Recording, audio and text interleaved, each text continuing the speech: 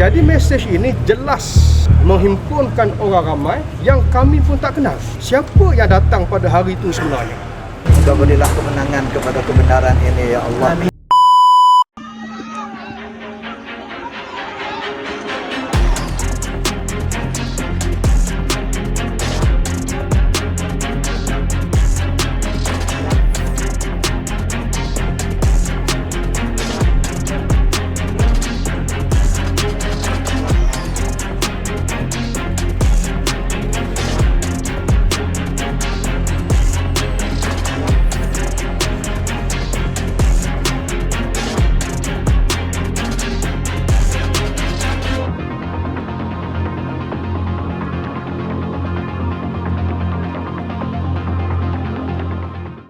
Ini adalah untuk berada di dalam satu perhimpunan yang tidak sah, unlawful assembly, section 145, dan beliau telah menyatakan bahawa beliau tidak bersalah dan minta bicara, dan telah dikenakan jamin sebanyak sejumlah RM2,000. Okey, tarikh yang akan datang pada 24 hari bulan. Kami ingin beritahu bahawa section ini, section 145, kita jarang sekali dengar section 145 digunakan kepada sesiapa, dan section 145 ini adalah satu saki baki section yang dikatakan outdated ataupun obsolete. Ustaz Zaharuddin sebenarnya telah pun memfailkan satu cabaran di mahkamah melalui saman pemula. Saman pemula ini adalah untuk mendapatkan satu perintah yang akan menyatakan section 145 ini adalah satu section yang tidak berperlembagaan.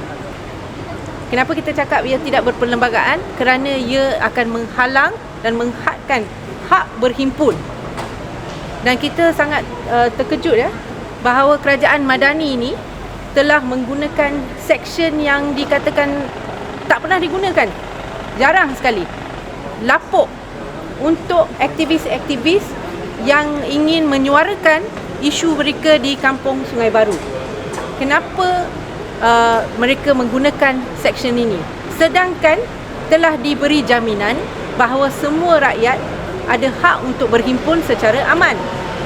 Dan selama ini kita ada kes-kes yang di bawah Perhimpunan Aman, Akta Perhimpunan Aman.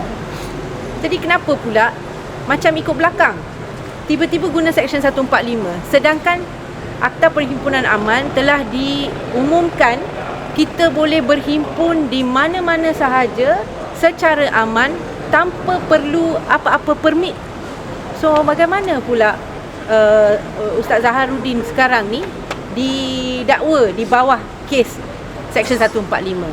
Saya telah dituduh dua section yang sebagaimana Kak Latifah bacakan tadi, dan bagi saya memang section ini memang sangat tidak berperlembagaan, zalim, dan boleh disalahgunakan oleh pihak-pihak yang berkepentingan. Okey. Jadi yang keduanya ialah saya ke kampung Sungai Baru pada hari tersebut bukan untuk himpunan, tapi untuk membantu penduduk apabila mereka dimaklumkan perlu mengosongkan rumah. Dan saya telah bersama dengan diorang sehingga maghrib dalam keadaan hujan lebat.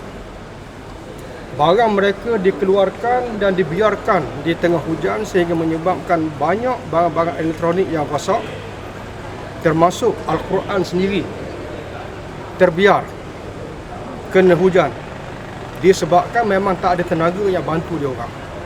Itu asas awal kenapa saya turun ke sana.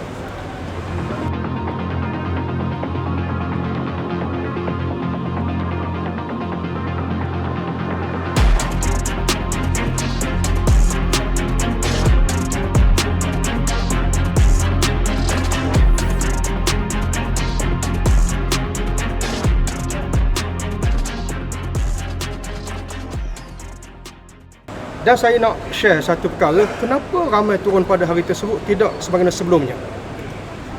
Antaranya ialah saya cukup kesal sebenarnya dengan pihak berkuasa, apabila saya lihat seolah-olah tidak ada satu tindakan terhadap satu laporan polis yang telah dibuat oleh penduduk berkenaan dengan satu WhatsApp yang di-blast kepada orang ramai, dan WhatsApp itulah bagi saya yang menyebabkan ramai yang turun yang saya sebenarnya tak kenal dia orang. Jadi saya bacakan ya WhatsApp yang telah dibuat laporan. WhatsApp tersebut berbunyi, satu job santai just datang meramaikan majlis pembangunan di Sungai Baru 11 hari bulan September jam 9 pagi hingga 12.30 hari, makan dan minum semua bagi. Berminat sila PM bagi nombor IC, nama penuh, nombor phone, payment RM70, WhatsApp atau call untuk keterangan. Jadi mesej ini jelas menghimpunkan orang ramai yang kami pun tak kenal. Siapa yang datang pada hari itu sebenarnya? Yang keduanya, kami cukup tegas menafikan dan mengecam tindakan ganas. Itu bukan sebahagian daripada apa yang penduduk inginkan, dan saya sendiri pun mengecam tindakan ganas ini. Siapa yang buat? Itu persoalan. Okey. Jadi pada hari tersebut, sebenarnya saya tidak berhimpun tapi terhimpun. Sebab apa terhimpun? Saya sampai ke kampus Sungai Baru, tiba-tiba ada sekatan orang ramai. Yang ketiganya ialah siapa yang mendapat keuntungan daripada provokasi ini? Saya tegaskan bahawa penduduk rugi. Saya sendiri pun of course lah tak pernah kena lock up sepanjang daripada zaman Mahathir jadi PM dulu sampai hari ni, tiba-tiba kena lock up, kena dakwa. Baik, atas seksyen yang macam Kak Latifah sebut tadi, tidak berperlembagaan. Siapa yang untung? Yang untung bagi saya adalah pihak pemaju.